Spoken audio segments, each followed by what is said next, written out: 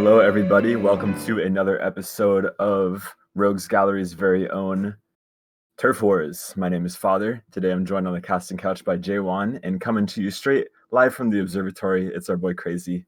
Jaewon, how are you doing, man? Hey, how's it going? My name is Jaewon. It's my first time casting. I have had some previous experience with casting with a long time ago with Sale, things of that sort. But Oh, wow. Father, nice to meet you, and hope you have a great cast today. Yeah, I'm looking forward to it. First time for us doing this together. We got some exciting games today, though. We got the Coinflippers versus the Cabal. I guess I'm not sure which you would call this. Is this like the losers bracket, something like that? But so the winner of this will be playing against the Killer Clowns, who then will be playing in the finals against. Am I reading this right? Man, this bracket's hard to read. But yeah, I think we're in the losers bracket right now, so this will be an exciting matchup. We have a bunch of PVZs today. It's going to be the PVZ all-day extravaganza, so I'm really looking forward to that as a Terran player myself. Awesome. If we're expecting ZVP, the Zerg usually has a little bit of an advantage over the Protosses. Yeah. But that being said, who knows? Some of the Protoss players, I know players like Drag, Tim, Crane, they're very, very strong players, so I'm excited to see some of these ZVPs today. Yeah, it's going to be high quality. We got a little look at the logos here, the team logos. I'm really, really fond of both of these. The Clown Killer is a little bit terrifying, but I'm a big fan of the Coinflippers for sure. I have a couple of really close friends on the Coinflippers, actually. I haven't been very active with StarCraft recently. Yeah. Hopefully I get back into the groove of things, but right now, I coached under CPL4 for Team MCMS, and our team won. And during those in CPL4, our assistant coaches were Hawk and Aya, Hot Dog Water. So I'm very close with Aya still, and Hawk, I haven't been in contact with him recently. Hopefully he's improved a lot, and great games for him today. Hawk has been playing quite a bit recently. I know that he was taking a break for a little while, but the last couple of months he's been back in full force, practicing all the time. I always see him playing custom games, always inspiring me to be less lazy when I see him on my friends list grinding out games. Yeah, he has great. Go ahead. Well, here are the matchups we got today. PVZs all down the line. Unfortunately, this week, due to scheduling issues, we weren't able to play our 2v2, and instead we replaced that with another 1v1, Dragon vs. Jaewon on Eclipse. So yeah, no 2v2. Sorry to all the diehard 2v2 fans out there. I know Blizzard's already screwing you over, not giving you ladder, and then we're not treating you much better, but you'll have to make do this week. I'm excited for that Ace match as well, if it goes there. Dragon versus Jaewon. I do know both of those are the leaders of those two teams. Drag, he was actually the team captain for Team NAS back when I was currently active. Yes. And also, rest in peace. And also, Jaewon, I know him from practice games as well. Yeah. Definitely, all these players are mainstays of the NA community for sure. I mean, you just kind of see a who's who of these NA players for sure. How is have you ever taken a look at Boa and Tom Brown? I'm not too familiar with those two guys. Yeah, in particular. Boa, he had a really kind of a breakout season, I guess, in BSL 10. He didn't. Oh wow. He didn't take it super far. He got to top 8, I believe, and he showed us some really strong PVZs on the way there, though. So I'm definitely looking forward to seeing him play his match, his PVZ. He hits these really insane timings, super aggressive, lots of speed lot timings with Corsairs, and just gets these like miraculous engagements where all of the casters think that he's about to get smashed, but he pulls out some Storm or some Maelstrom to even up the tides. So really looking forward to his game on, I think that one's on Ringing Bloom, which is going to be an interesting map. Oh, it's a Polyblade, never mind. But we do have a Ringing Bloom PVZ coming up, which I am looking forward to because that is going to be an interesting matchup. That is one of our newer maps, Ringing Bloom. Now it's on the ladder, so everyone gets to enjoy that. Unless you're like me and you have it vetoed. It seems like we're in game now, and we're getting ready to actually start. I'm excited to see Bo and Tom Brown. On Polyplay 2, pretty much one of the newer standard maps for sure, 4-player map, kind of reminiscent of your fighting spirit, but you get an extra mineral only. So basically one of the maps that's come to be the new standard nowadays. We have a couple new ones replacing in the old guard. All right, we're going to be looking at the bottom right position, I believe. Bottom right position with Boa. That purple Protoss, and in the top left, we got the blue Zerg. It is Tom Brown.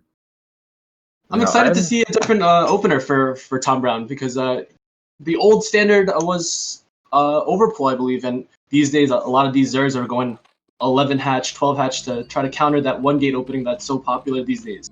Yeah, definitely been an evolving metagame. This matchup is always kind of changing and shifting, and yeah, that's definitely been the trend recently. But Overpool is still one of the most safe, solid builds. But gets a little bit more dicey against Gateway first. Okay, let's see what happens with the first initial pylon. He's going back in, so it doesn't look like he's going for any kind of forge opening. Yeah. It looks like he's going to go for a kind of a standard one gate opening. Yep. Players are cross map as well, so it'll shift how things go into the mid and late game. Might lead to more likely for us to see a little later game. Aggressive strats might not be quite as effective, but it isn't a hard and fast rule like that. Really anything could happen still. And like you said, Gateway coming down. Looks like it's going to be Overpool, so very standard. Very standard, very standard. I'm excited to see Boa's Zealot control. He's going to have to try to make do with something. But the thing is, he's in a cross map position, so it's going to be very difficult to do actually kind of pressure from that cross map positions from Tom Brown. He's going to have some exceptional micro and multitask. That first Zealot, it's going to take such a long time to get across the map that it probably won't do a whole lot of damage, but as the second and third Zealot get on the way, maybe one of them sneaks off to the third base, something like that, he could use his multitask. I know Boa's multitask is pretty strong at times, and while he's doing all this Zealot control, I'm always surprised at how many gateways he's able to get up at home. I mean, like, he'll be microing out his heart out with these Zealots, but his money's not getting above 300 ever, so I think that's really where his strength is. So we'll see how that happens in this game. That's a very fast extractor that's coming down, actually. 220 for an extractor means some kind of very fast tech. He's not going to have as much eco by going that kind of fast extractor, but it's going to be very dangerous for both, whether it be link speed or fast layer. I'm excited to see what Tom Brown prepared for us today. Yeah, I wouldn't be surprised to see something like quick mutas, something that we always kind of is a threat in the background. But it's going to really depend on how the Zealot control goes. If Bo is able to inflict some serious economic damage or force out a ton of lings, it's really going to backfire, because like you said, the econ isn't going to be as strong with this quick gas timing, so it's really important that we're able to deal with this Zealot and probe quickly. Whoa, this is quite new to me. He's holding the ramp with 5 lings. That's pretty smart. Yep. He's going to have to pull back and wait for a second Zealot before he's able to do with 5 lings. Just too great of a number. I hope Boa is going to try to hide his Zealot. Wow, that's very, very fast. Right away. Hydra then. Yeah. So it's really going to be a challenge. We're going to have to keep these Zealots out of the main base with these Zerglings. I mean, if we get a scout into the main base and we see that quick Hydra den, it's going to be really telling. And here we go with the engagement. Pretty solid surround. The concave with those lings. 2 of those Zealots are heavily damaged. A solid micro, but it looks like we're going to be losing all of these Zealots here. So it's pretty solid for our Zerg player. Oh, that's neat. Wow, but he puts it right behind the mineral line, so only one link can actually hit him. Yeah, so he gets the maximum efficiency, but still, taking out all of those Zealots really means that Bo is playing in the dark here. And with that quick Hydra den, things could start getting dicey very quickly. But here comes another Zealot. We'll see if this is able to sneak in the main, perhaps. I mean, if he can be diligent about scouting for thirds, and if he realizes that there isn't a third, that's also going to tip him off. But really good surrounding with these Zerglings so far. Oh, but he gets a scout off by actually attacking with this Zealot. Yeah. but Oh, he he's sees actually that. gonna get all the way in there. He sees the Hydra and the Hydrogen, no lair, gas mining. He knows exactly what's up here. Cannon's already going up, and that was just a beautiful, sneaky little zealot. He got that zealot all buttered up, just slipped by the lanes, no problem. And even just like you said, getting into the natural, seeing one drone, no gas. I mean, it is a little bit telling that something's going on. Oh, but is this instead a we have fake? drones. Yeah, it looks like he's going for a fake Hydra bust here, but off of 2 hatcheries, just going back into drones. I mean, yeah, you're going to force out some cannons from Boa, but if he's able to realize this at some point, I mean, he's going to get that Corsair out and presumably just fly it straight across the map and realize that it's just straight droning after here, even taking a 3rd base. So I wonder Let's if this hope is Boa doesn't overreact and make too many cannons. right. He's going to be set behind too much. I mean, But 5 cannons 6 is a lot. Yeah, 5 cannons shouldn't be too bad for his economy, but Yeah. Because you have to think, by now, if Zerg was playing standard, they'd have this 3rd hatchery would already be up. He would have a much higher drone count if he wanted to. I mean, he could have gotten layer with all this gas and like that instead. So there is a lot that's being given up by the Zerg player. But I mean, that is a lot of cannons. All of our gateways are going to be super delayed. So it's definitely an exchange here. But he still went for that Corsair. He opted for that Corsair just to make sure that he's not going to commit for an all-in. Yeah. And Boa is going to actually be able to scout that 3rd, hopefully, with that Corsair as well. Yeah, he should realize now when he gets into the natural, he sees that drone count, more drones popping out. So he knows that he's been fooled to some extent. But like I said, he doesn't have to feel too bad about it. His opponent did kneecap himself by taking this roundabout way to the mid-game. And we are going to get some overlords as well. Yeah, usually when you're playing this kind of drone-heavy style, you want to get that tech up, but Yeah. unfortunately, because he doesn't have tech up, he doesn't have hatcheries up, he doesn't have the larva to actually produce with all of his money. You see that he's slowly getting his money up a little bit high. Yeah, gonna lose a 2nd overlord here. So we're taking some decent hits here. Oh yeah, okay, good, we got that. We're taking some hits here for sure, and already having that shaky economic start from Tom Brown. This is gonna compound a little bit, getting a little bit nervous for him here. His lair timing is pretty late, and continuously getting harassed here. Cute micro, gonna get it. Oh man, another overlord. Oh wow, look at Boa's Corsair control. Yeah, very really nice. solid, real solid. Gonna see what our Protoss player's up to behind this. Ooh, he grabs the support bay. Interesting. I'm curious to see what this Zerg player, our Tom Brown player, is going to be doing with that gas count. His gas is coming up He's to around banking up 500. quite a bit, getting some upgrades for Hydras. Is he going to switch to mutas? Is he going to go lurkers? I'm curious to see what he's going to do with that gas. Yeah, and this Corsair count's building up. I would be concerned if, maybe sacrificing. No, we're gonna actually save all our Corsairs and just get that overload, which is real nice. I mean, we could just send out a DT at some point to deal with those units now. No overload spotting for them.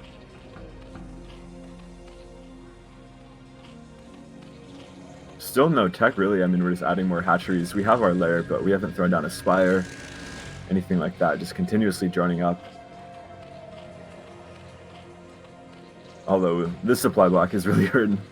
Oh, this supply block is going to really hurt this next attack from our Protoss player. Yeah, and that's the thing, is that Boa's timing attacks are so strong that any sort of damage to their production like this, I mean, taking out all these overlords, just delaying everything, is going to make things so much harder to hold on to this. And it looks like he might be going for Reaver Corsair. We got that, we got the Robo support bay, so it could be a possibility, which would be exciting to see. I mean, that's a super intense, high multitask playstyle. We'll see if Boa goes to the challenge. Seems like the first Reaver just came out, and Corsair's already there, bothering the Zerg player, our Zerg player Tom Brown. Yeah, I'm curious to see if he's going to do any damage. It's actually going to get spotted though. The shuttle gets spotted on the way out by an errant Zergling. So good job by Tom Brown there, being really diligent. Even though he got his overlords all cleared up, he still was managing to keep some vision on the map. And so if he was paying attention to his mini-map, he will be aware of this shuttle heading straight to his main base. Oh, with the shuttle speed upgraded, he's going to go straight into that main. Oh, it doesn't seem as though, it doesn't seem like he has anything here in the main base to defend with this from this Reaver. Oh. All right, let's see what kind of damage we're talking about. Reaver unloads. There's no pull on the drones. This is such an... Oh, big first hit. Scarab. Oh, man, 7 kills already, and there's still no reaction. No drones pulled, not a single care given in the world. And GG, just like that. Oh, what a fast GG. Wow. Awesome game from Bo. Well played. And great play from the Zerg player as well. He actually faked that early attack and just droned up really hard behind it. Yeah, I liked the idea. Doing little fake plays like that is cute, but I mean, Boa was so diligent. He got into the main base with that Zealot and was able to see what was going on. Obviously, that led to him getting a little bit misled, but trying to take your build from one extreme to the other like that is just going to make it real bumpy along the way. And we saw that as just a single Reaver in the main base was enough to close it out. So going to be 1-0 for the Cabal.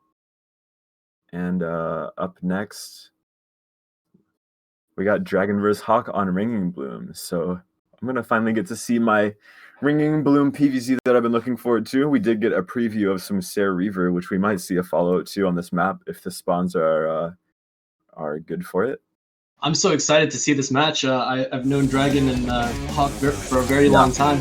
Yeah, this is a real Titans of the North American scene show match kind of going on right now. So we're in for a treat as we get into game number 2 on Ringing Bloom. All right, in the bottom left, we have our red Zerg player playing for the Coinflippers. It's Hawk. And in the top left, we got his opponent, the Protoss player, Dragon. So Ringing Bloom, interesting map. Have you had any experience on it? And I know you're just coming back from somewhat of a hiatus. I do know that you could create Zerg players can build on that little creep behind the building. Yep. So it has an interesting dynamic. Maybe you could hide a spire. Maybe you could use that to put down Sunkens to defend versus the Zealot rush.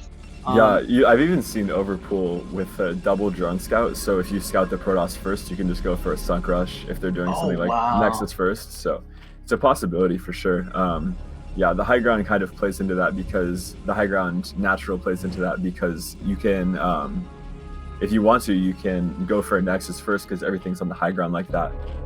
But on the same time, because Nexus first is so much more popular, going for those kinds of rushes with the Sunks is also more popular. So it's really a kind of mind games type map. All right, it seems like Hawk is opting for some kind of 12 hatch or sorry, not 9-pool. There's an Overlord there. What am I talking about?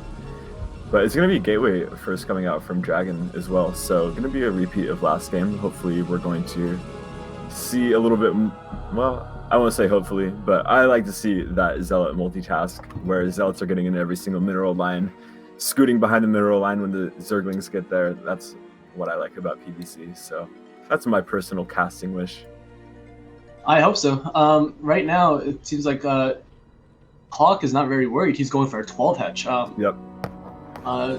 Is the spawn's close enough to do a lot of damage with one gate play from Drag? The rush distances aren't insane on this map.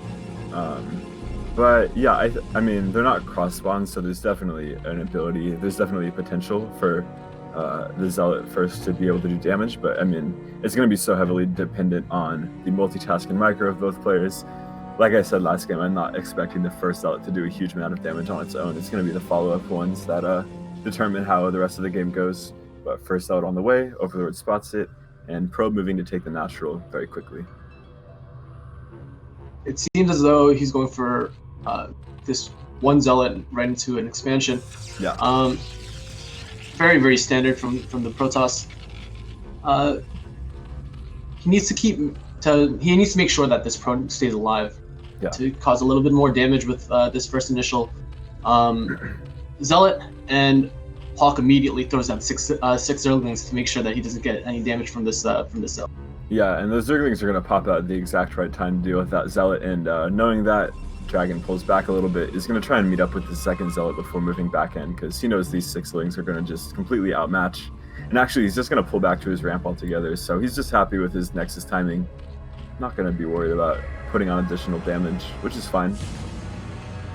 It seems like a normal gas timing from Hawk, very, very standard. He opens up with 3 hatches and a gas. Yep. This is a little bit different than the early gas timing that we saw from Tom Brown the game prior. Yes, a little bit different. Oh, but Drag opts for an early cybernetics core. He's not even getting a forge first. This is a fairly fast tech from Drag.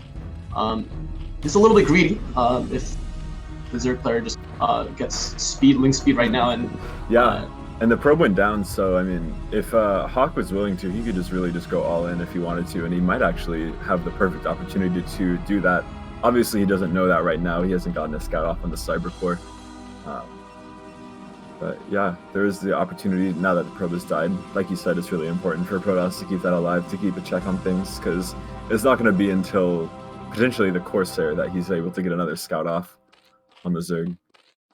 Absolutely. But down comes the 4th hatchery, so looks like no all-in coming, not anytime soon at least.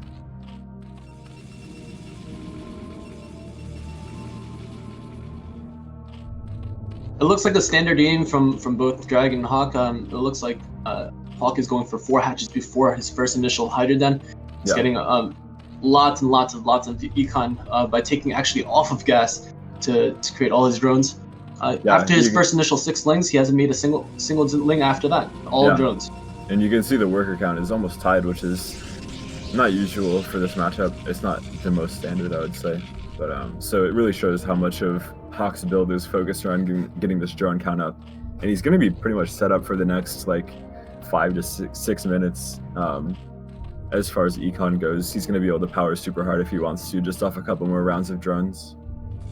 I love the SimCity by Hawk. He's lined up his hatcheries together, using his Hydra Den to block off any big Zealot run-bys. I know that Drag loves to play his ground-heavy armies. He doesn't really like going Corsairs, or he used to. And you can see he's been going pretty much non-stop Zealots off that first gateway. So he does have quite a sizable Zealot army for this time in the game. First Corsair coming out. Gonna scout. That is pretty much bog standard from Hawk. Just drones as far as I can see. Very standard. It looks like Drag is preparing for a big Zealot attack around maybe 7:30, around there. Yeah, we see the Forge in his main base. I'm not sure how that +1 is doing right now, but I could definitely see a +1 timing with these Zealots coming out. So it's really going to be up to Hawk to time this perfectly. Obviously, you want to be able to produce as many drones non-stop as possible, but at some point he's going to have to cut drone production, start making Hydra lists to deal with this +1 speed lot timing. Hawk looks very rich, but because he took off of gas earlier, his lair is a little bit late. His Overlord speed is going to be a little bit late as well. So hopefully things like Dark Templars aren't going to be too much of a problem with this. It's a good point. It's a good point, and we have lost a couple extra Overlords. Drag's upgrades aren't even completed just yet, but it seems like he's pushing out just a little bit to run that early Zealot attack.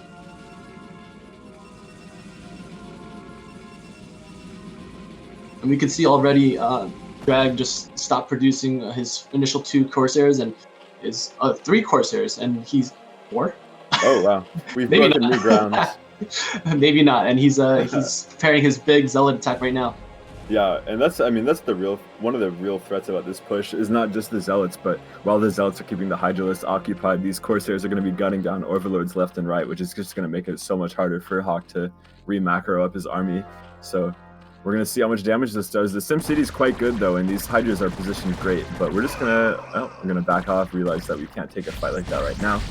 And I mean, this is just amazing for Hawk. He was able to deflect this fight without even taking it. And even confident enough to come in front of his SimCity and try and take this fight head on, and these Zealots are forced to run back, losing 2 or 3 unnecessarily, so really solid defense from Hawk, and now he's going to be pushed back to his main base. For the flow of the gameplay right now, around 8 minutes, that's the time when Zerg is strong enough to start pushing the Protoss back. Yeah. and wait for his tech until his High Templars start coming out and make sure that his storms are up. But wow, Drag comes in with 5 cannons. Hopefully they're up before this. I mean, there's so many Hydralisks. That's insane. It's a small choke going up this ramp, and with this many Zealots, it's going to take a long time to buffer it down. Plus, the DT is actually going to start getting damage in, and I don't see an Overlord next to it. So this... Oh, no, I'm totally wrong. Overlord's already in position, so we're going to start being able to range down this gateway at least. Templar are coming out. Storm should be finishing up soon. So with these cannons finishing up as well, most likely Dragon's going to be able to hold for now, but he is still contained. And with this, Hawk is going to take his 4th base, continuously teching up. Maybe he's going to go into Lurkers or Hive. It's really his call at this point. What's so great about the first initial opening from Drag is that because he didn't put his Forge in the front, he's not threatened to lose his +1. He's not threatened to lose his +2. Yeah. And immediately gets, I think he's getting his +1 armor instead of a +2 attack.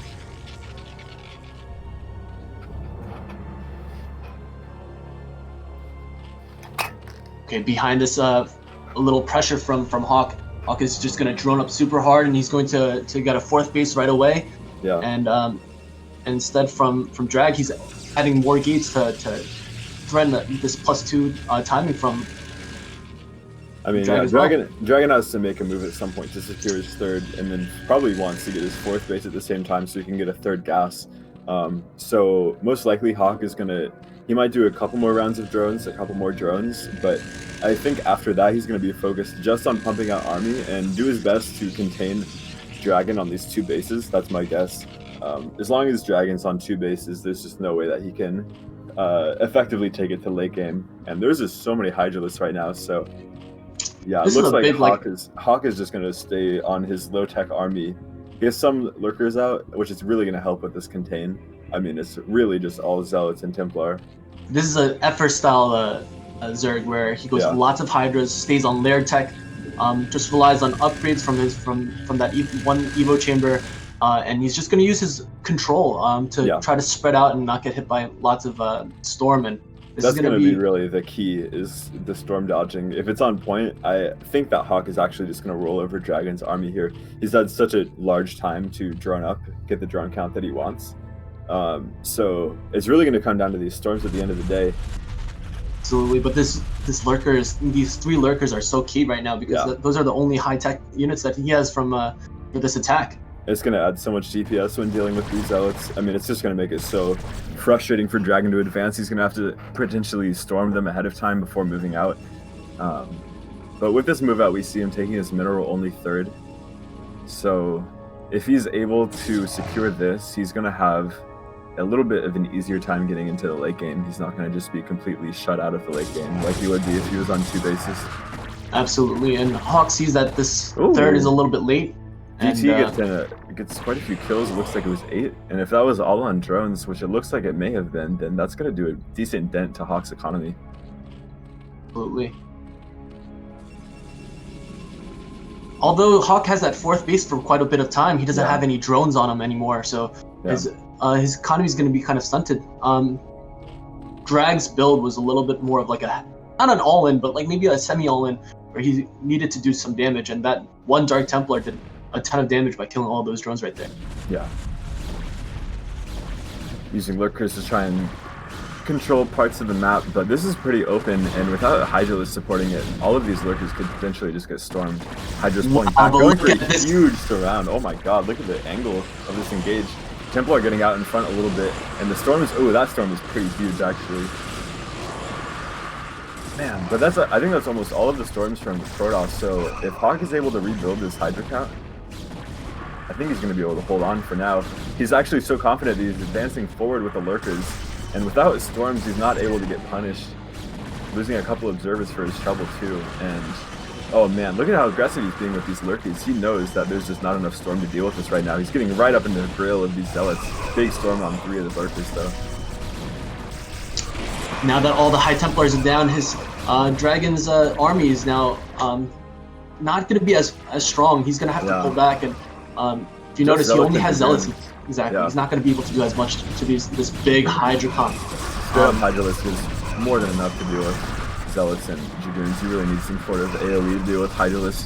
They're just too efficient otherwise, so cheap, so quick to build. And looks like Dragon's just going to get absolutely steamrolled here, losing his third base, going to have to transfer the probes back to the natural. But being struck back down to 2 base now, with these lurkers here, this container's going to be just insanely difficult for Dragon to break, and I'm not sure how he has an avenue back into this game. Hawk opened up with such a greedy, lots of drone style opener that he has so many hydras, and it's going to be very difficult for Dragon to hold on to this game. And with these goons going down, the backbone of the Protoss army has just been eliminated, and off of only 2 base, it looks like Hawk is confident enough to even go for a bust, but and GG. Tap out, GG. All right. Put one on the board for the Zerg team. Great play by both Hawk and Drag. I was so excited to see both of them play. Yeah, it's good to see both of them doing well. Both of them in solid form, I'd say. Like I said, Hawk's been really grinding his ass off lately, and we were definitely able to see the fruits of his labor in that game. I mean, he really just he was pretty much dominating the whole game from start to finish. But still, Dragon played his part. He did well. Really a magnificent game from both players, and we're about to get into game 3 on Eclipse. It's going to be Hot Dog Water versus Tim. An important game, game number 3. We're going to see who takes a 2-1 lead here in this series. Nice. I'm very close with Aya from Hot Dog Water, and I'm excited to see her play. She actually has a little bit more of an unconventional style of play, but I heard she's a 2v2 player primarily. Am I right in saying that? She likes a lot of those team games. But she's an old school player, and she's played a lot of 1v1 back in her day as well. Okay, sure, yeah. So up in the top right, we got our Protoss player. It's Tim. And in the bottom left, we have our Zerg player, Aya. All right, so Eclipse, another one of our newer standard maps, I'd say. It's a 2-player map, but it actually does a pretty good job of kind of inverting some of the standard 2-player map issues that some players have, at least from the Terran perspective especially. 2-player maps against Protoss can get dicey because of all the proxy shenanigans that you're able to do, but it kind of makes up for it in the fact that Protoss is limited to 1 main base. Obviously, this is Protoss versus Zerg, there's no Terran in sight, but I do know from my Terran experience that Eclipse does a pretty solid job of mitigating some of those standard imbalances that you'd see on a 2-player map typically. It looks like Jackie's, our Aya player, is not going to be going for an Overlord first, she's going for a 9-pull opener. Yeah, and with this being a 2-player map, there's going to be no guesswork about where her opponent is spawning. Let's see, it's going to be a gateway coming out, so things are about to get a little bit dicey for the Protoss player here. Things could go very badly, very quickly. With just even moving out too far with the Zealots could potentially end the game immediately if there's going to be a Ling run by. So Tim's going to have to be really, really aware of what's going on here. Going to be able to scout it, obviously, with the probe. And so he'll be able to react however he chooses, but it's going to be scary. It doesn't seem like our Hot Dog Water player is not going to be going for an early extractor to get some wing speed early. It's more of a very early pull to get that wings out, just to make sure that she's not damaged from that early Zealot. Yeah. And nice harassment with the probe, pulling some of the drones off the line, taking a little bit of hull damage on the probe, which is unfortunate, but most likely the Zerglings from our green Zerg player are going to be making a beeline across the map. Probe not able to block the hatchery. But damn, able to sneak by. So the probe's going to stay alive for now. Like I said, Zerglings are going to make a beeline for the opponent's natural. And the Forge is going to be coming up in response. Going to have to get a Forge and a cannon probably before our Nexus. So while the 9-pull does delay the economy from the Zerg somewhat with all of the safeguards that the Protoss has to take, it kind of evens out a little bit. Probe's having to get pulled off the line as well. Zealot's going to pop out just in time to get in the wall, I believe. Oh, wow. A little bit. Aya is adding a couple more links to this army as well, but it seems like from now she's contemplating whether or not to drone back up, try to catch back up with her economy. She looks like she's taking a third. Taking a third, but yeah, we're floating a little bit of We were floating some larva, and now with this cannon coming up, the Zerglings is going to be forced to back up. So solid defense by Tim. He really didn't have to spend too much. Pulling those probes seemed to be a little unnecessary, but better safe than sorry against 9 pool like this. He can just take his free economic advantage into the mid game. Oh wow! Tim is getting his gas even before his Nexus. Yeah, so it looks like he has some ulterior strategies planned. He has something up his sleeve, wants to show us. So I'm excited. Tim is really one of the most solid standard players that's been in the scene recently, so he does have the ability to catch his opponents off guard if he does go for some slightly non-standard strategies. I think most players wouldn't be expecting that.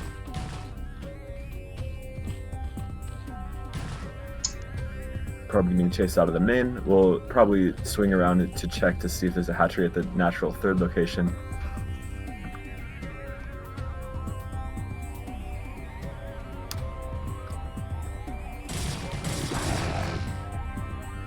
Tim is doing a great job keeping that probe alive, and now he gets to scout that third. Yep, so notice for now he's probably safe from an all-in, but losing the probe means that we're now playing in the dark again, just like last game, so I'm not going to be privy to this lair that's coming out of hot dog water. And with the Cybernetics core just finishing up now, it's still going to be quite a while until a Corsair comes out, if that is indeed what Tim decides to go for, the Stargate. Yep. But like you said, he got his gas quickly, so it's quicker than it could have been.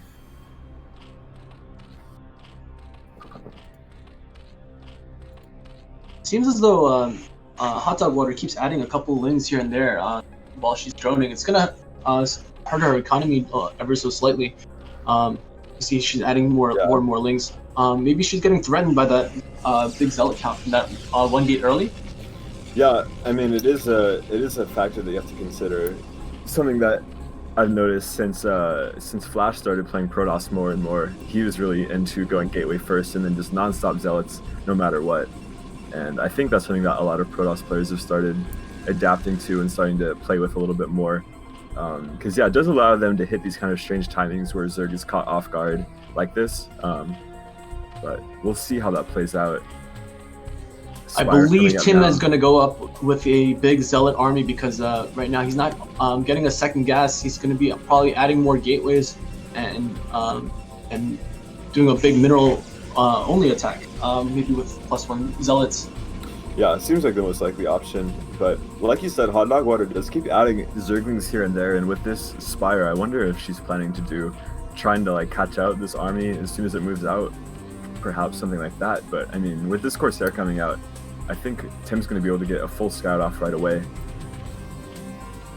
Hot Dog Water needs to hide her overlords and make sure that it doesn't get caught by this early Corsair that Tim got with his early gas. Yeah, and we have no anti-air right now, no Hydrogen, no Hydras, obviously. Spire just finishing, so we're going to have to start some Scourge, but I mean, I think we're going to lose 2, 3 even Overlords, possibly. It looks like not even a Spore Colony, it's going to be a Stunken, so she is aware of the Zealot timing that's incoming, but I mean, yeah, losing this many Overlords this early is such a pain in the ass to deal with.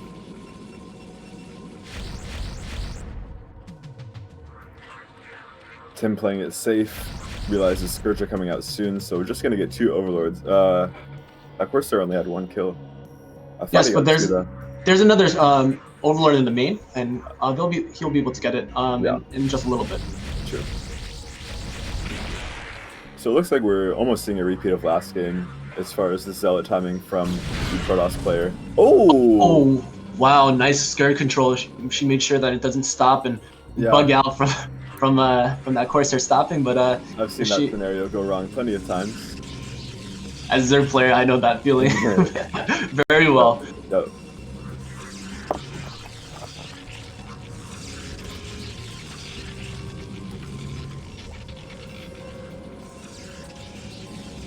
Alright, throwing down the gateways, we're getting ready for our timing attack. Zealot speed is just about to finish.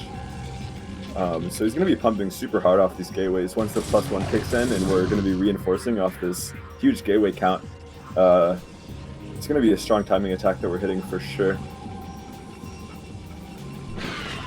Seems as though Tim is going to be reinforcing his big Zealot attack army with his his added 6 gates. Yep. And this is typical and standard. I would hope to see Tim making sure that he doesn't just run in right to Jackie's third, because her third is so well defended with her SimCity. Yeah, the SimCity is pretty spectacular there, and at the natural too. I mean, it's going to be pretty hard for Tim to do damage here, but he is going to be able to assert himself on the map most likely and use that to secure his third.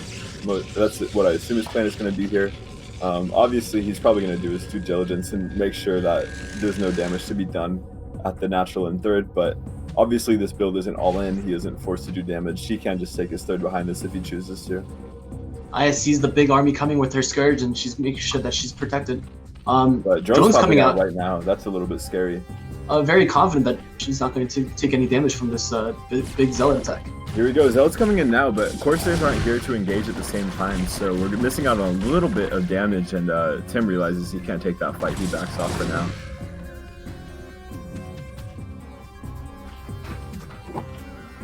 Still isn't taking the third behind this. Floating quite a bit of larva right now. I'm wondering what her next choice is going to be as far as production goes.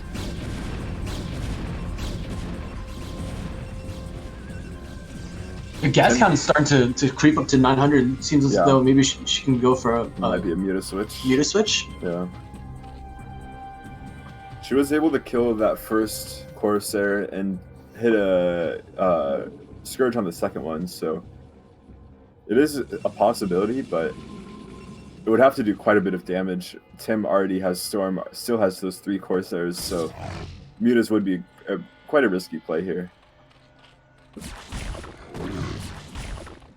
So it's getting denied once again. And Tim's clearing out to take his third base. Now Tim is going for 1.5 timing with High Templar coming in the back. Yeah, this is not the same attack as earlier. This attack is going to be a lot stronger because Hot Dog Water is not going to be able to have the luxury to pull back. Huge storm on the Hydras and the Zerglings. There's about twice as many Zealots as there are Hydralists. I think that Hot Dog Water got a little bit too heavy with the drone, the SB button, and just a couple Mutas popping out now. Not nearly enough DPS to deal with this Zealot count. Zealots are so resilient, their DPS is so high that, and also there's an Archon getting more too, so this small amount of Ling, Muta, Hydra really just getting absolutely slaughtered by these Zealots. And Tim will know way ahead of time about the Muta switch, so that's not even going to be an issue for him. I mean, the Zealots in the main, sniping the Spider, Zealots in the natural, taking out half-trees left and right, and even if all of this got cleaned up right now, it might just be an insurmountable amount of damage done. That is a really high Muta count, but unupgraded and already seen ahead of time by Tim means that it's not going to do as much damage as it could have. Tim did a great job of not losing his first initial Zealots to make this 1.5 timing so much stronger with that High Templar. Drone's getting massacred now. The drilling is quite good, but I mean, they're like half the drones he's got taken out there. We're down to 30. Not having that natural just is going to be so difficult for Aya to come back from this game. Let's see if she can pull off a miracle. Yeah, it's going to take one to get back in this game, but it is the holiday season. Anything is possible, I suppose.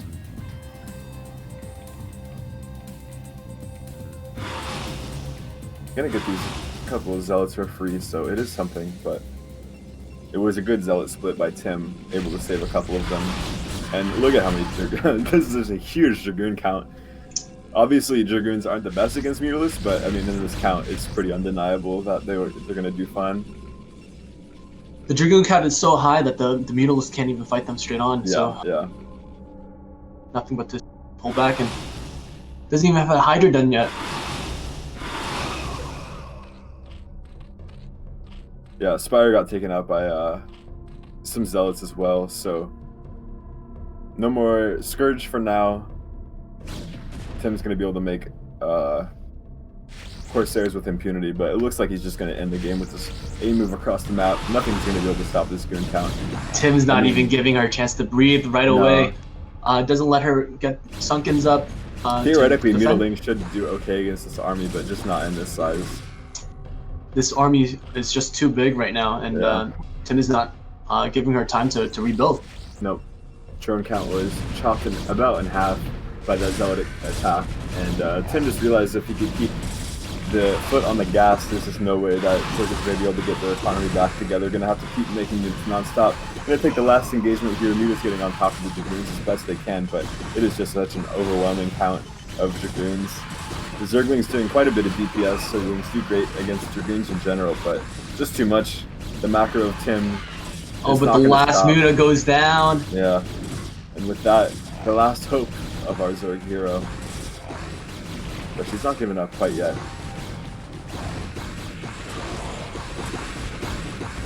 Last couple Zerglings coming out. We even have the Observer ahead of time. Didn't even need it, but we're just prepared just in case. Tim, very solid, thorough player. Really kind of one of those players that always crosses their T's and dots their I's. And with that, GG coming out from Hot Dog Water, and the Protoss team, we could call them, is up 2-1 now. GG. Great game by both players. Yep. So Tim was able to deal with that 9 pool just like it was no big deal, just like it was an overpool, basically. Really showing us how it's done with that, and showing such good decision making with this army, not overcommitting when you have the opportunity to, just pulling back and picking a better time to strike. So congrats to Tim. All right. Looks like we're about to get into our 4th match. And it'll be Crane versus Jaewon on Neo Sylphid as our game number 4. An exciting match. Crane is a player that's been around for a while. I've known him. We were in CPL together. Played him a couple times. He's a solid player for sure, but playing against Jaewon, really a force to be reckoned with in the North American scene. Definitely the favorite in this matchup. Most people would agree. Been around forever. Everyone knows him. What more can I say about the man? Sylphid has a couple spots that Crane can use to abuse with his Zealot, hiding behind the mineral line, things of that sort. But Sylphid in and of itself is a favored map for Zerg, so yeah. Let's see if Jaewon can abuse that as well. Yeah, Jaewon does like to play a pretty heavy lurker style from what I've seen in his CVPs. He likes to kind of go for more contains, play for army, not positioning, stuff like that. So, but I'm sure that Crane is well prepared for this matchup. There's tons of games available of Jaewon. I mean, he streams all the time too, so I'm sure that Crane did his due diligence preparing for this matchup. And he is spawning up in the 12 o'clock position as the yellow Protoss. And in the bottom right, we have Jaewon, the Zerg player for the Coinflippers. Jaewon's in a spot where he can abuse that that mineral boosting technique. He's not using it right now, but yeah, Sylphid is the biggest map for mineral boosting as far as I'm aware of for Zerg. I know a lot of Zerg players in CVT go for like pool first straight into lair because they can do the mineral boosting, so they're able to get such an insane muta timing. Like their spy is just so mind-numbingly early that if you don't go for an insanely equally insane fast eBay, you just get run over by mutas. So there are definitely spots here where mineral boosting is able to make a serious difference in your build order. I mean, you look at a player like Selma who completely mastered his mineral boosting, and he is able to get his Spire down like 5 or 10 seconds earlier than even real solid S-rank Zergs. So yeah, Jaewon opting for that early Overlord. It doesn't seem as though he's going to be going for any kind of early pull timings. He's saving up his larva as well. Scouting with that first initial drone. We get to see the power of the Jaewon moving shot drone. Whenever we play, he always makes an extra effort to try and tilt me with that. Very standard 11 hatch. Yeah. Early enough so that he doesn't get any damage from that early Zealots. Right. Isn't the deal that it's better than 12 hatch against Gateway first because it lets you get out some earlier Zerglings, something like that? Exactly. That one's okay. I didn't get my information wrong. I'm glad. If you're doing the mineral boosting technique, you can play a little greedy and get that that 12 hatch out in order. But James playing safe. It looks like Crane's going to go for Nexus first, so it will play super greedy due to that first scout. And it looks like he's going to go completely unpunished for now. So definitely the build order advantage tips. Oh, we see in response to that, we cancel the spawning pool and go for a 3 hatch before pool. So both players playing off their scouting information very effectively, trying to cut as many corners as possible. Well, I've never seen that before. Is it worth to cancel the spawning pool to get it earlier third? I have no idea, but I am going to take Jaewon's word for it. Jaewon is a very strong player. I'm Yeah. sure he's tested it out before. Yeah, and going for the gateway first from Crane, knows that he's in absolutely zero trouble of any sort of zergling attack as the spawning pool just began in front of his probe's very own eyes, so really can just take a deep breath, get into the mid game, easy peasy, but has to know in the back of his head that Jaewon's playing from a pretty solid economic advantage, at least from where he normally would be with this build. Wow, Crane is not threatened by any lings at all, and No. he's opting to get his gas even before a forge.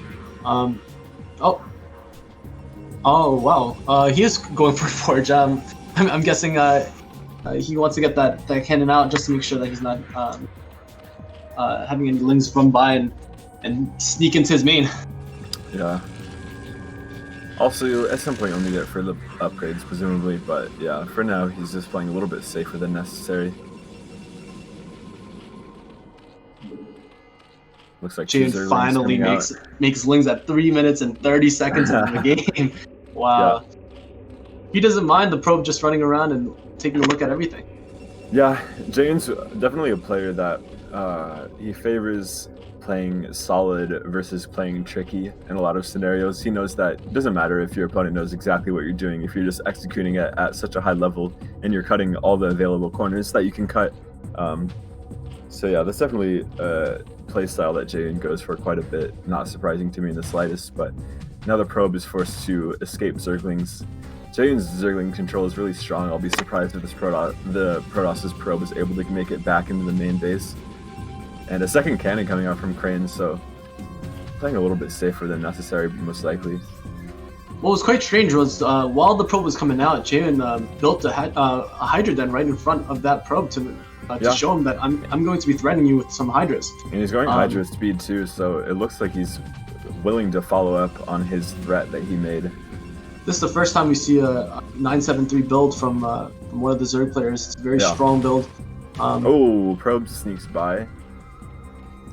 So he's going to be able to rescout, see that Hydrogen again, going to get into the main base, which I didn't think was going to happen. And we're going to see exactly what this drone count is at the main. See a Hydra popping out, so we do know exactly what's up. Crane, I'm sure, has played against this style before. Being an NA player that plays the ladder quite a bit, he has access to Koreans on ladder.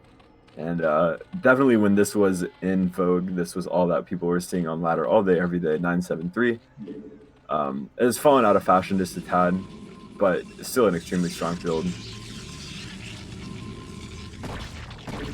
And yeah, cannon's getting prepared. And the real strength of this 973 build is that while you are able to go all in with Hydras if you see the opportunity, you can also just as easily transition out into a macro game. And it looks like our Jaewon player is going to be going for a 973-4 build, which he gets a fourth base very early with that drone. But unfortunately for Crane, when he sent the Corsair into the main base, all he saw was more Hydralisks popping out, so he may be still concerned about getting all in here. We'll see if the Corsair flies over the fourth base to confirm exactly what it is. What's strong about this build is that he can threaten that forge and his gateway, like I talked about in game 2 with Dragon Hawk, and now that the gateway and forge is up forward, it's a little bit exposed. Yeah, with the Hydra range finishing up, he's going to be able to snipe those down if he micros them in place, and Crane's still missing the fourth base, so if he is not on top of his scouting, he might think that he's still getting just completely all in here. But he's keeping an eye on the larva, so he knows what's getting produced.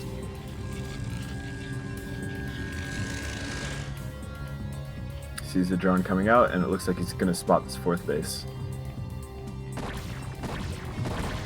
But now the Hydras are going to begin the long mission of pinging down that gateway. Looks like the Tempo is going to pop out in time so the gateway does not die first. Very fortunate for Crane. But it gets sniped instead. Even worse, the worst case scenario. He would have rather had it just die. Oh no. So really losing that first Tempo, I mean, that's such a pain in the ass. That's like 2 storms that he could use later, and it could even trigger Jaewon to like go all in potentially. I mean, he has the lair coming up, so I wouldn't say it's extremely likely, but losing a high Templar like that really a pain. seems like Jaewon is opting to get more drones, get a bigger economy just to make sure that he's ready for this next upcoming attack from the Protoss. Yeah, we saw Crane build his second forge in the main base and use that to get his +1, so he's not taking any chances with losing his natural forge. Additionally, that's going to mean that Jaewon's not able to scout the +1 spinning on the forge, so he's going to be kept in the dark a little bit. I would like to see Crane making use of that second forge, just in case it doesn't go down, maybe opt for +1 armor or something like that to help accompany that +2 attack from his main. Yeah. But just more drones coming out from Jaewon, looking like a hawk style. I mean, the drone count is really just massive, and he's not quite done yet, so 4 bases mining from Zerg versus 2 bases mining from Protoss. We're getting a little bit of a repeat. Speedlot's now taking their map presence that it's their God-given right to get out on the map. Those Hydras are forced to scurry back for now. And we caught that overload actually, so Hydra's coming back to defend it. Just doing this little tug of war back and forth. But it looks like Crane is going to be going for a +2 timing attack with observers and with lots of goons. Yeah. So it's going to be quite a while until Crane is able to have enough army out on the map to take a 3rd base. So in the meantime, Jaewon's really just taking... Ooh, almost losing that. But Jaewon's just taking such a strong economic position, getting his Spire up now, checking up a little bit. More hatcheries, more stunks.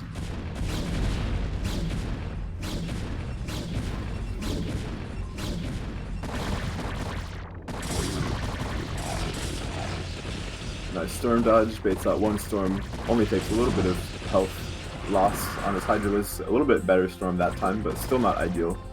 Amazing Hydra control from Jaewon, splitting up into 2 control groups, pulling 1 group back and sniping High Templar with the second one. Nice! Snipe. Oh, we could have got a second one. It looks like we're going to get it anyway. No, it got picked. Oh, it got picked up, but then it got sniped immediately. So 3 High Templar going down. And Jaewon is really just bullying Crane at this point. Crane's not going to be able to get on the map for such a long time now, losing half his High Templar, half his Storm. Jaewon can do whatever he wants from this point. I mean, he's just making a ton of Hydralisks. Seeing a repeat of games we've seen in this series already. Crane forced to get up to 8 gates. Gonna have to go non-stop with the Zealot Templar to try and get something out on the map to take his 3rd and 4th base, and he's getting supply blocked at just the worst time. Jaewon is relentless with this macro. Hydras coming out of every single hatchery non-stop. We have enough drones to keep this going for a long time. Misses the storm. Another storm is solid but whiffs. The 3rd storm is solid but whiffs, and actually hits a lot of the Zealots. Jaewon continuously baiting out storms and pulling back to whittle down this army before it gets to his natural, where he can take the final engagement and just wipe it out potentially. Jaewon did a great job with that. Maybe 1.5 group, control groups of Hydras just to bait out so many of those the storm. You're gonna mute her out. Oh, big storm coming down to the Hydras. Taking out a decent chunk of them, but these Mutalisks are going to do so much damage and they're just not contested at all. No Corsairs in sight to deal with them, and all the storms are gone, so all the Zealots are just getting completely evaporated. Now Jaewon's regaining that map control. He's going to snipe these Templar if he wants to.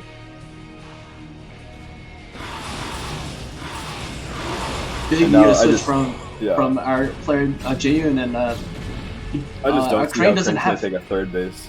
Absolutely, Crane doesn't have anti-air. He has a couple of Dragoons, but Dragoons are not going to do well versus this big meter switch.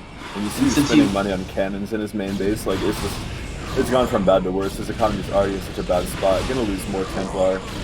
Nice meter control. Yeah, really solid meter control. Well, I say that, but he missed 1 Templar. This is good for his trouble, so I mean, there's just nothing that Crane can do at this point, really. I don't see any win conditions for him. These Mutalisks are just going to continuously bully and abuse his army. He's not going to be able to get any map control, and it looks like Jaewon's back in drone mode, up to 60 drones almost, taking a 5th base.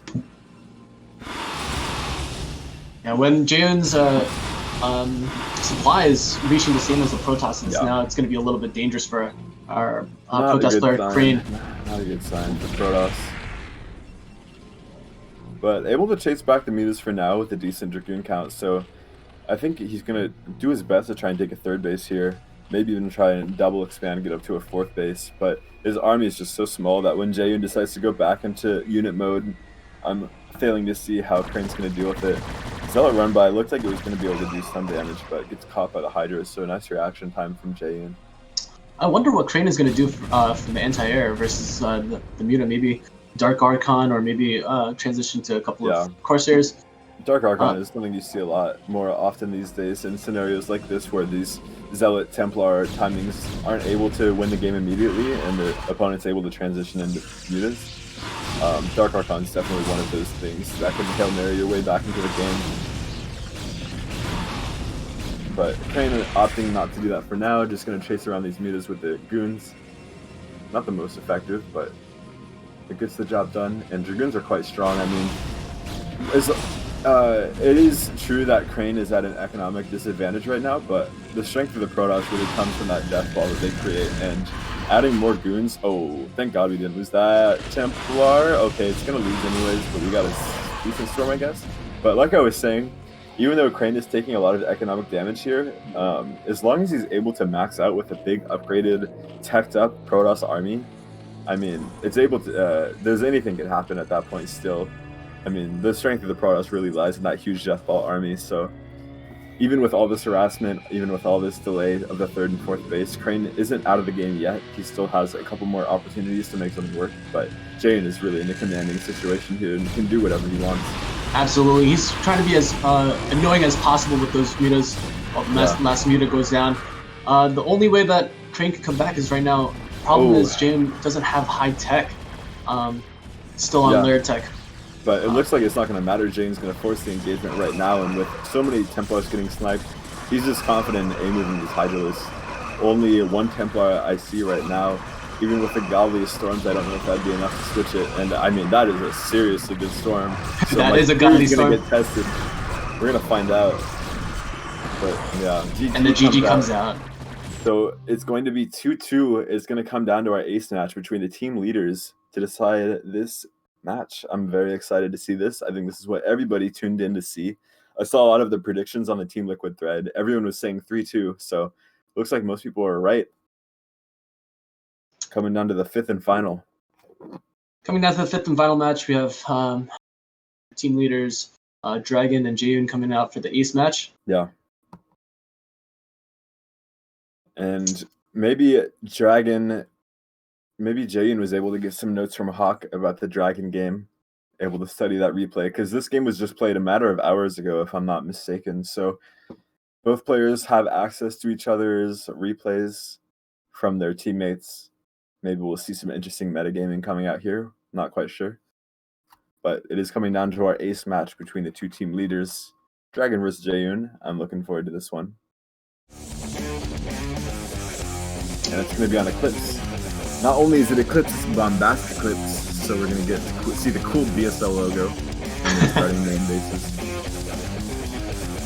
Alright, let's get into it. Our fifth and final match, the ace match. In the top right, we have our orange Protoss Dragon, and in the bottom left, looks like a light pink or maybe white Zerg, is Jaewon. I'm curious to see if Jaewon's going to open up with that very strong 973 build again. Yeah. Really executed it pretty perfectly there, I gotta say. I mean, his Hydra control was immaculate. He only took one bad storm the whole game, which is saying something, because he baited out them constantly.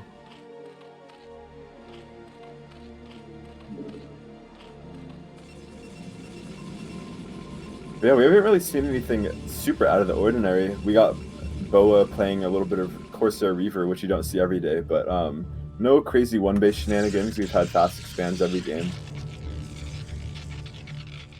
Looks like it's going to be another gateway expand, as the probe is returning to the main base. And it seems as though Jaewon's going for that 11 hatch opener, that standard opener one more time. Yeah, it could be. He's going for the Overlord for sure. Wouldn't be surprised to see 11 hatchery. It really is all the rage to go Gateway first these days, but as I say that, it's going to be a Forge.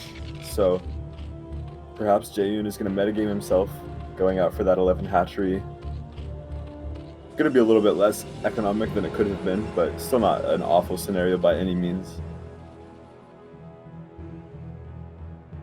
Jaewon sees the probe timing, so he should know what to expect coming out of this.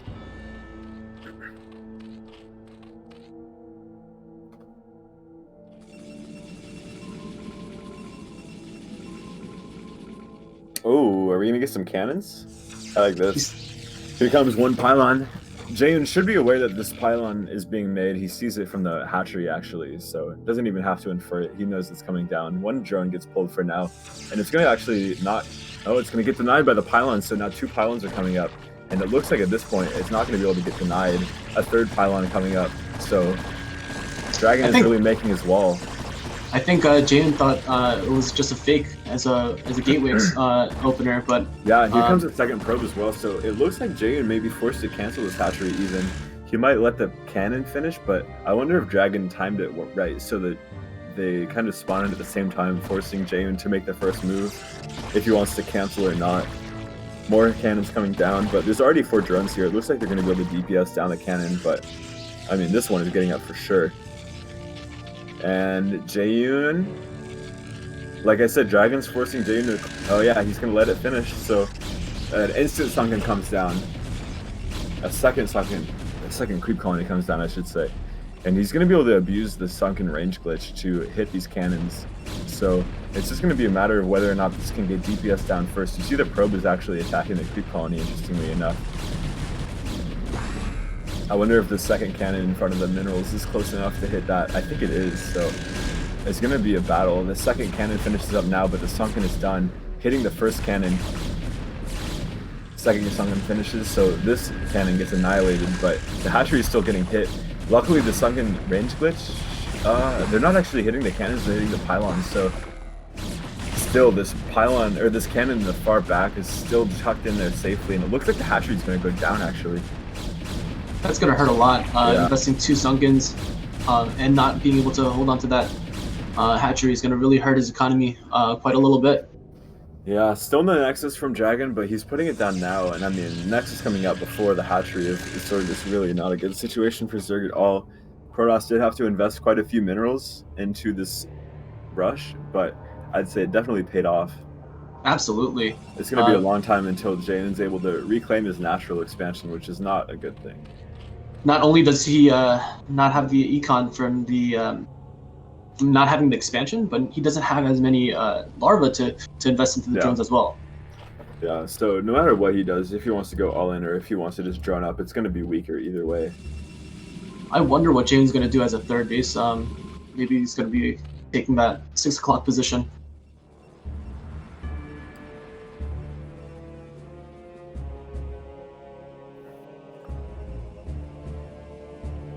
Dragon doing his best to transition into a standard mid-game. Jaewon opts for an earlier extractor as opposed to a strange 3rd. But as I say that, he starts creeping up to that 1 o'clock position to hide a hatchery. I would love this. I would absolutely love this. I mean, if Jaewon's able to get away with mining here for any length of time, really, it's going to be such a nice boost as we get into the late game. I mean, mining away minerals that your opponent is depending on at their natural, what should be their natural 3rd base. I mean, it's really just free money you're stealing from your opponent. So the longer that Jaewon gets away with this, the worse things are going to get for Dragon. But if Dragon just spots this right away, it could look hilariously bad for Jaewon. But I do like it. I mean, he's put into a disadvantageous situation, so you got to make something happen. You can't just let the game go naturally against a player of Dragon's caliber. Hydrogen coming out now. Makes sense. He's going to have to do something to deal with these cannons at some point.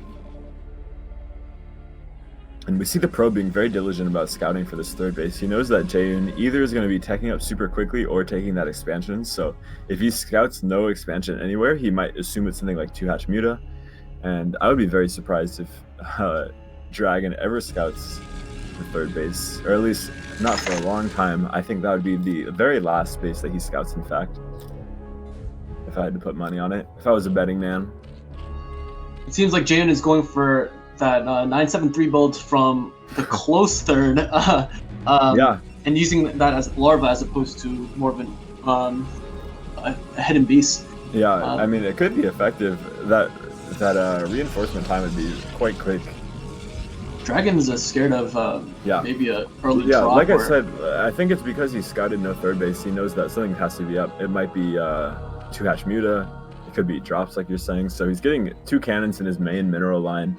And really, if Dragon doesn't scout 1 o'clock and he continues to play overly safe like this, worried about some... Oh yeah, he canceled those, so that's good. He's not overcommitting to defense, which is good, because like I was saying, Jaewon could find himself back into an advantageous situation if Dragon played super overly defensive like that. So good on Dragon to be aware of that. He's going to get into the main base, see this lair is not even done yet. He sees a couple Hydras. And he sees the drone count is quite healthy, but he still does not see a third base. Dragon has to really be pulling his hair out right now, wondering what the hell Jaewon's doing. He's making more cannons now, thinking it's some sort of huge all-in.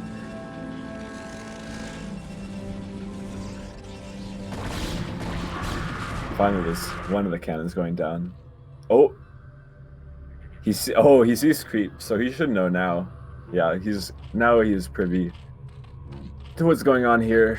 Some shenanigans for sure. 3 drones exactly at the third base, so it looks like more 973. Oh, but another drone popped out, and Zealots are now transferring over here, and I don't not think that Jaewon's going to be able to hold on to this. And he just GG's out. And Dragon securing it for his team, for the Cabal. They take it 3-2 in a very narrow match. What a clutch cannon rush from Drag. Yeah, seriously, he executed that super well, walled in his probe with those pylons, and he had the exact right building placement to deal with those Sunkens. So congratulations to Dragon for clutching it out for their team. They're going to win 3-2, head into the next week match. I believe they're playing against my team, so I got to get ready for that. They're looking strong right now. Father, you were one of the CPL students back when I was coaching, but now you're a big streamer. And how's your stream coming along? It's going pretty well. I've been trying to stream a little bit every day. It's a little hard to practice on stream, I found, but I've been enjoying it. It's been real nice, actually. I've been getting a lot of viewers, so I'm happy about that. Happy to show people that there are a couple NA Terrans still kicking around here, so it's good to be around. But yeah, congratulations to our team, the Killer Clowns. I kept calling them the Cabal. They're the Killer Clowns. Clown Killers. Clown Killers. Oh yeah, you're right. God, I keep Killer Clowns? confused. Oh, Killer Clowns. I'm sorry. I apologize. Well, they're supposed to kill the clowns last week, but they were unable to do that. But yeah, so the Protoss players were able to take it out on top. Surprisingly, you were saying that Zergs are a little bit favored in ZVP right now, but Protosses are proving you wrong for now. Absolutely. Yeah. And I want to give a big shout out to Rogues Gallery, the Discord channel. Come in and hang out. And there's a lot of great players to help out with some of the newer players. So, yeah, definitely. There's a lot of practice going on there. Also, just join the Discord so you make sure to get all the notifications about our future events. Every time we go live, we'll be posting an announcement there. So yeah, make sure to come on by to our Discord, hang out with us. Let's see. Thank you to Kraazy for observing. You did a great job. Thank you to Jaewon. It was nice meeting you. Nice getting to know you over the course of this cast. I had a great time. Thank you so much, Father. Keep up with the streams, and thanks, dude. Hopefully I get to see you soon. Yeah, likewise. Thank you, everybody, for tuning in tonight. I had a good time casting those PVZs, believe it or not. And we'll catch you next time with some more StarCraft action.